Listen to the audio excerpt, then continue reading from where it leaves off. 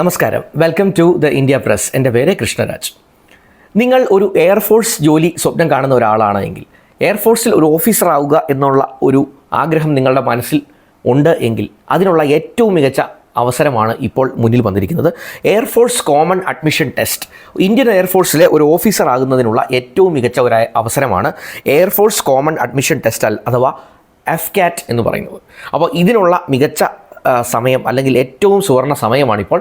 അപ്പോൾ ഈ ആപ്ലിക്കേഷൻ അല്ലെങ്കിൽ ഈ നോട്ടിഫിക്കേഷനിൽ എന്തൊക്കെ കാര്യങ്ങളാണ് നിങ്ങൾക്ക് വേണ്ടത്, ഏതൊക്കെ ഓപ്പർച്യൂണിറ്റീസ് നിങ്ങൾക്കുണ്ട്, എന്തൊക്കെ എലിജിബിലിറ്റി നിങ്ങൾക്ക് വേണം, ഇതായിരിക്കും ഞാൻ ഈ വീഡിയോയിൽ പറയുക. വീഡിയോ സ്കിപ്പ് ചെയ്യാതെ മുഴുവനായി കാണാൻ ശ്രമിക്കുക. Once again welcome back to this channel.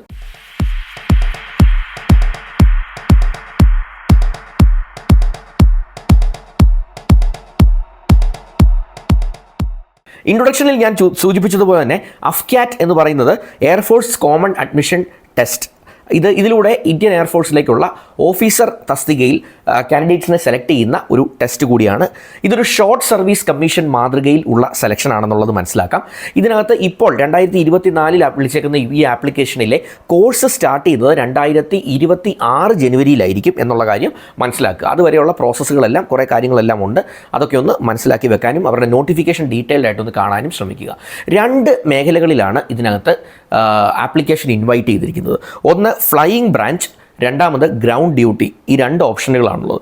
സ്വാഭാവികമായും ആ പേരിൽ നിന്ന് തന്നെ നിങ്ങൾക്ക് മനസ്സിലാക്കാം, ഫ്ലൈയിങ് ബ്രാഞ്ച് എന്ന് പറയുന്നത് നിങ്ങളൊരു എയർഫോഴ്സ് പൈലറ്റായി നിങ്ങളെ മാറ്റുന്നതിനുള്ള അല്ലെങ്കിൽ ഒരു ഓഫീസർ റാങ്കിലുള്ള ഒരു എയർഫോഴ്സ് പൈലറ്റായി നിങ്ങൾക്ക് മാറുന്നതിനുള്ള ഒരു അവസരമാണ് ഫ്ലൈയിങ് ബ്രാഞ്ച്. അതേസമയം ഗ്രൗണ്ട് ഡ്യൂട്ടി എന്ന് പറയുന്നത് നിങ്ങൾ ഗ്രൗണ്ടിൽ അല്ലെങ്കിൽ എയർഫോഴ്സിൻ്റെ തന്നെ ബേസിൽ വർക്ക് ചെയ്യുന്ന മറ്റ് അഡീഷണൽ ജോലികളാണ്. ഇതിൽ തന്നെ 2 അവസരങ്ങളുണ്ട്.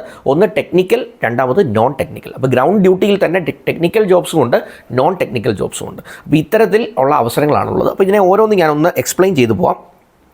ഇതിനോടൊപ്പം നിങ്ങൾ ശ്രദ്ധിക്കേണ്ട കാര്യം, NCC സ്പെഷ്യൽ എൻട്രി നോക്കുന്നവരാണ് നിങ്ങൾ എങ്കിൽ ഫ്ലൈയിങ് ബ്രാഞ്ചിലേക്കുള്ള NCC സ്പെഷ്യൽ എൻട്രിക്കുള്ള അവസരവും ഈ നോട്ടിഫിക്കേഷൻ്റെ ഭാഗമായി തന്നെയാണ് വരിക. അപ്പോൾ NCC സ്പെഷ്യൽ എൻട്രിയിൽ ഒരു ലക്ഷ്യം നിങ്ങളുടെ മനസ്സിലുണ്ടെങ്കിൽ അതും ഇതിലൂടെ തന്നെ നിങ്ങൾക്ക് എയർഫോഴ്സ് വിങ്ങിലേക്ക് ഉള്ള സ്പെഷ്യൽ എൻട്രി ഓപ്ഷനും ഇതിലൂടെ ഈ ടെസ്റ്റിലൂടെ തന്നെയാണ് എന്നുള്ള കാര്യം കൂടെ ഒന്ന് ഓർക്കുക. ഇതിനകത്ത് പുരുഷന്മാർക്ക് 263 ഓപ്പർച്യൂണിറ്റികളും പെൺകുട്ടികൾക്ക് സ്ത്രീകൾക്ക് 73 അവസരങ്ങളുമാണ് ഈ നോട്ടിഫിക്കേഷനിലൂടെ ഇന്ത്യൻ എയർഫോഴ്സ് നൽകുന്നത്. ഇതിനകത്ത് ഗ്രാജുവേറ്റ്സിന് അപ്ലൈ ചെയ്യാം, എല്ലാ ഗ്രാജുവേറ്റ്സിനും അപ്ലൈ ചെയ്യാം, എൻജിനീയറിംഗ് ഉൾപ്പെടുന്ന എല്ലാ ഗ്രാജുവേറ്റ്സിനും അപ്ലൈ ചെയ്യാം.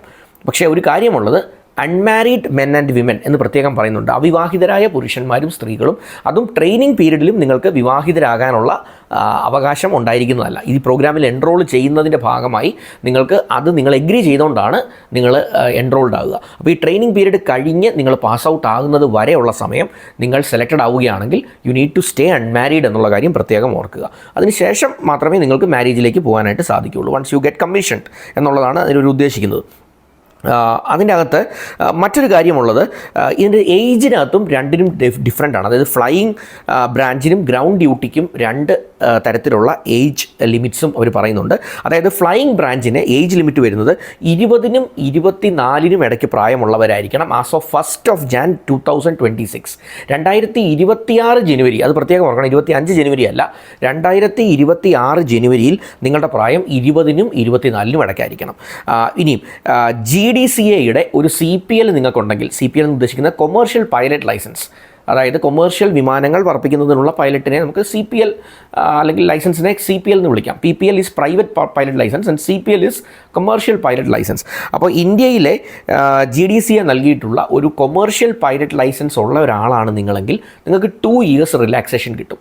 2 വർഷത്തെ ഒരു റിലാക്സേഷൻ നിങ്ങൾക്ക് ഇതിൽ കിട്ടും ഏജിൻ്റെ കാര്യത്തിൽ. അപ്പോൾ ആ കാര്യം ഓർക്കുക. ഇനി ഗ്രൗണ്ട് ഡ്യൂട്ടിയുടെ കാര്യത്തിൽ 20നും 26നും ഇടയ്ക്കായിരിക്കണം പ്രായം, 20ക്കും 26നും ഇടയ്ക്കായിരിക്കണം. അത് ജനുവരി 2026 തന്നെയാണ്. അതായത് 1 ജനുവരി 1, 2026 നിങ്ങളുടെ ഏജ് 20നും 26നും ഇടയ്ക്കായിരിക്കണം. 26 ക്രോസ് ചെയ്ത് പോകാൻ പാടില്ല. അപ്പോൾ അതാണ് അതിൻ്റെ അകത്ത് ഏജുമായി ബന്ധപ്പെട്ട്. അടുത്തൊരു പ്രധാന കാര്യം എലിജിബിലിറ്റിയാണ്. ഈ എലിജിബിലിറ്റിക്കും പല ക്രൈറ്റീരിയയ്ക്ക്, പല സ്ട്രീമുകൾക്ക് പല എലിജിബിലിറ്റിയാണ്. അതുകൂടെ ഒന്ന് ശ്രദ്ധയോടെ കേൾക്കുക, മനസ്സിലാക്കുക. ഫ്ലൈയിങ് ബ്രാഞ്ചിന് നിങ്ങളൊരു ഡിഗ്രി കോഴ്സ് കംപ്ലീറ്റ് ചെയ്ത ആളായിരിക്കണം, 60% മാർക്കോടുകൂടി.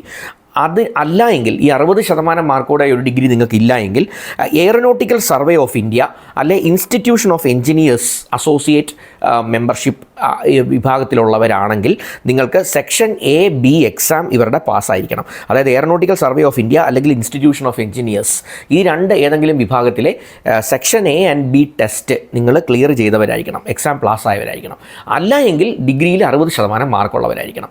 ഇതാണ് ഫ്ലൈയിങ് ബ്രാഞ്ചിൻ്റെ എലിജിബിലിറ്റി. അതിനകത്ത് മറ്റൊരു കാര്യം കൂടെ പറയുന്നത്, പ്ലസ് ടുവിൽ നിങ്ങൾ മാത്സും ഫിസിക്സും ഉള്ള ഒരു ഗ്രൂപ്പ് ആയിരിക്കണം പഠിച്ചത്. അത് തന്നെ 50% മാർക്കുണ്ടായിരിക്കണം. 50% മാർക്ക് ഫിസിക്സ് മാത്സ് ഗ്രൂപ്പ്, ആ കാര്യം പ്രത്യേകം ഓർക്കുക. ഇനി നിങ്ങൾ NCC എൻട്രി ആണ്, സ്പെഷ്യൽ എൻട്രി ആണ് നിങ്ങൾ നോക്കുന്നത് എങ്കിൽ NCC എയർ വിങ്ങിൻ്റെ C സർട്ടിഫിക്കറ്റ് വേണം. അപ്പോൾ നിങ്ങൾ NCC ഉള്ള കാലത്ത് NCCയുടെ എയർ വിങ്ങിലാണ്, അതിലൊരു C സർട്ടിഫിക്കറ്റ് നിങ്ങൾക്കുണ്ടെങ്കിൽ അതിലൂടെ നിങ്ങൾക്കൊരു NCC എൻട്രി നിങ്ങൾക്ക് കിട്ടും. അതും ഈ സെയിം ആപ്ലിക്കേഷനിലൂടെയാണ് നിങ്ങൾ പോകുന്നത്. അതിലൂടെ നിങ്ങൾക്ക് ഒരു ഫ്ലൈയിങ് കരിയറിലേക്ക് അല്ലെങ്കിൽ ഫ്ലൈയിങ് ബ്രാഞ്ചിലേക്ക് നിങ്ങൾക്കൊരു എൻട്രി കിട്ടാനുള്ള ഒരു സാധ്യത നിങ്ങൾക്ക് അവിടെ ഉണ്ട്. ഇനി ഗ്രൗണ്ട് ഡ്യൂട്ടി സ്റ്റാഫ് അല്ലെങ്കിൽ ഗ്രൗണ്ട് ഡ്യൂട്ടി ഓഫീസേഴ്സിൻ്റെ കാര്യത്തിൽ പറഞ്ഞാൽ എൻജിനീയറിംഗ് അല്ലെങ്കിൽ എൻജിനീയറിംഗ് ഇൻ്റഗ്രേറ്റഡ് PG, അപ്പം BO BTech ഉള്ളവർക്ക് പറ്റും. അതുപോലെ തന്നെ MTech ഇൻ്റഗ്രേറ്റഡ് അല്ലെങ്കിൽ ME integrated, master of engineering അല്ലെങ്കിൽ master of technology integrated programme ചെയ്തവർക്കും പറ്റും. രണ്ടാണ് എങ്കിലും 60% മാർക്കോട് കൂടിയുള്ള എഞ്ചിനീയറിംഗ് ആണ് വേണ്ടത്. ഇനി നോൺ ടെക്നിക്കലിൽ 60%ഓടെയുള്ള ഡിഗ്രി ഉള്ളവർക്കും അപ്ലൈ ചെയ്യാൻ പറ്റും. അതും പ്രത്യേകം ഒന്ന് ഓർക്കുക. നോൺ ടെക്നിക്കൽ എന്ന് പറയുന്നതിൽ കുറേ ലിസ്റ്റിൽ വരുന്ന ക്രൈറ്റീരിയ ഉള്ളതുണ്ട്. അതെല്ലാം നിങ്ങൾ നോട്ടിഫിക്കേഷൻ നോക്കി ഈ നോൺ ടെക്നിക്കലിൽ ഏതൊക്കെ വരും എന്നുള്ളത് മനസ്സിലാക്കുക. എനിവേ ഡിഗ്രി വിത്ത് 60% ആണ് അതിൻ്റെ എലിജിബിലിറ്റി എന്നുള്ള കാര്യം പ്രത്യേകം ഓർക്കുക. അതുപോലെ തന്നെ ഓപ്പൺ സിസ്റ്റം ബ്രാഞ്ച്, അതിലേക്ക് ഒരു എൻട്രിയും ഇവർ ഇൻവൈറ്റ് ചെയ്തിട്ടുണ്ട് ഇതേ ആപ്ലിക്കേഷൻ്റെ ഭാഗമായിട്ട്. അതിനകത്ത് ഫിസിക്സും മാത്സും ഉൾപ്പെടെയുള്ള സബ്ജക്റ്റുകൾ പ്ലസ് ടുവിന് പഠിച്ചവർക്ക് ഈ ഓപ്പൺ സിസ്റ്റം ബ്രാഞ്ചിലേക്ക് അപ്ലൈ ചെയ്യാം. ഇതിനോടൊപ്പം ആപ്ലിക്കേഷൻ ഇൻവൈറ്റ് ചെയ്തിട്ടുള്ള പ്രധാനപ്പെട്ട ഒരു ഏരിയയാണ് അക്കൗണ്ട്സ് ഡിവിഷൻ. ഇന്ത്യൻ എയർഫോഴ്സിൻ്റെ തന്നെ അക്കൗണ്ട്സ് ഡിവിഷൻ, അത് നോൺ ടെക്നിക്കലാണ്. അതിലേക്കും നിങ്ങൾക്ക് അപ്ലൈ ചെയ്യാം. അതിന് നിങ്ങൾക്ക് 60% കൂടി ഒന്നുകിൽ ഒരു BCom വേണം, അതല്ലെങ്കിൽ ഒരു BBA വേണം, അതുമല്ല എങ്കിൽ ഒരു CA അല്ലെങ്കിൽ CMA അല്ലെങ്കിൽ കമ്പനി സെക്രട്ടറിഷിപ്പ് CS വേണം, അതുമല്ലെങ്കിൽ CFA. ഇനി CFAയും ഇല്ല എങ്കിൽ നിങ്ങൾക്ക് BSc ഫിനാൻസ് കംപ്ലീറ്റ് ചെയ്തവർക്കും അപ്ലൈ ചെയ്യാം. അപ്പോൾ കൊമേഴ്സുമായി ബന്ധപ്പെട്ട ഫിനാൻസുമായി ബന്ധപ്പെട്ട ഗ്രാജുവേഷൻ പ്രോഗ്രാംസ് എന്ന് ജനറലി നമുക്കങ്ങ് പറയാം. അപ്പോൾ ഇത് കംപ്ലീറ്റ് ചെയ്തവർക്കാണ് എങ്കിൽ അപ്ലൈ ചെയ്യാം. അപ്പോൾ സ്പെസിഫിക്കലി അവർ പറഞ്ഞേക്കുന്നത് BCom, BBA, CA, CMA, CS and CFA or BSc finance. അപ്പോൾ ഇത്രയും കാര്യങ്ങളിൽ ഏതെങ്കിലുമാണ് നിങ്ങൾ കംപ്ലീറ്റ് ചെയ്തേക്കുന്നതെങ്കിൽ നിങ്ങൾക്ക് അക്കൗണ്ട്സ് ഡിവിഷനിലേക്ക് അപ്ലൈ ചെയ്യാനുള്ള അവസരമുണ്ട്. ഇത് കൂടാതെ നിങ്ങൾക്ക് ഒരു ഏവിയേഷൻ മേഖലയിൽ അല്ലെങ്കിൽ നമ്മളുടെ എയർഫോഴ്സ് മേഖലയിൽ ഒരു നല്ല താല്പര്യമുണ്ട് എങ്കിൽ മാത്രം ഇതിന് അപ്ലൈ ചെയ്യാൻ ശ്രമിക്കുക. കാരണം ഞാൻ എപ്പോഴും പറയാറുണ്ട്, ഈ ആംഡ് ഫോഴ്സസ് ജോബ്സ് മറ്റ് ജോലികൾ പോലെയല്ല. നമ്മൾ നല്ല ശക്തമായ തീരുമാനം എടുത്തിട്ട് വേണം അതിൽ അപ്ലൈ ചെയ്യാൻ. തീക്ഷ്ണമായ ഒരു ആഗ്രഹം നിങ്ങളുടെ മനസ്സിലുണ്ട് എങ്കിൽ തീർച്ചയായിട്ടും ഏറ്റവും നല്ല ഒരു കരിയർ ഓപ്ഷൻ തന്നെയാണ് നിങ്ങൾക്ക്. ആപ്ലിക്കേഷൻ ഓൺലൈനായിട്ടാണ് സബ്മിറ്റ് ചെയ്യേണ്ടത്. നോട്ടിഫിക്കേഷൻ്റെ ഡീറ്റെയിൽസ് മുഴുവൻ മനസ്സിലാക്കാനുള്ള ലിങ്ക് നോട്ടിഫിക്കേഷൻ്റെ ലിങ്ക് ഞാൻ ഇട്ടേക്കാം, അപ്ലൈ ചെയ്യുന്ന ലിങ്കും ഇട്ടേക്കാം. അപ്പോൾ അതൊക്കെ കണ്ട് നോട്ടിഫിക്കേഷൻ നന്നായി മനസ്സിലാക്കി ജോലിയുടെ സ്വഭാവമൊക്കെ മനസ്സിലാക്കി സെലക്ഷൻ്റെ രീതികളുമൊക്കെ മനസ്സിലാക്കി അപ്ലൈ ചെയ്യാൻ ശ്രമിക്കുക. ഓൺലൈനായിട്ട് അപ്ലൈ ചെയ്യണമെന്ന് പറഞ്ഞു. അതുപോലെ തന്നെ സമയം നിങ്ങളുടെ മുന്നിലുണ്ട്. December 31 last date of application. അപ്പോൾ ഓൺലൈനായി അപ്ലൈ ചെയ്യാമെന്ന് ഞാൻ പറഞ്ഞു. അതുകൂടാതെ നിങ്ങളുടെ കുറേ ഡീറ്റെയിൽസ് ഒക്കെ വേണം. അതിനകത്ത് നിങ്ങളുടെ സിഗ്നേച്ചർ, നിങ്ങളുടെ ID പ്രൂഫ്, നിങ്ങളുടെ സ്കോർ, മാർക്ക് ഷീറ്റ്സ്, ഇതൊക്കെ നിങ്ങൾ അപ്ലോഡ് ചെയ്യണം ആപ്ലിക്കേഷൻ്റെ ഭാഗമായിട്ട്. അപ്പോൾ അതെല്ലാം ശേഖരിച്ച് വെച്ച് എന്തൊക്കെ വേണമെന്ന് ആദ്യമേ മനസ്സിലാക്കിയിട്ട് വേണം അപ്ലൈ ചെയ്യാനിരിക്കാൻ. അപ്പോൾ December 31 വരെ നമുക്ക് അപ്ലൈ ചെയ്യാനുള്ള അവസരം നമ്മുടെ മുന്നിലുണ്ട്. ഏറ്റവും നല്ലൊരു ഓപ്പർച്യൂണിറ്റിയാണ്.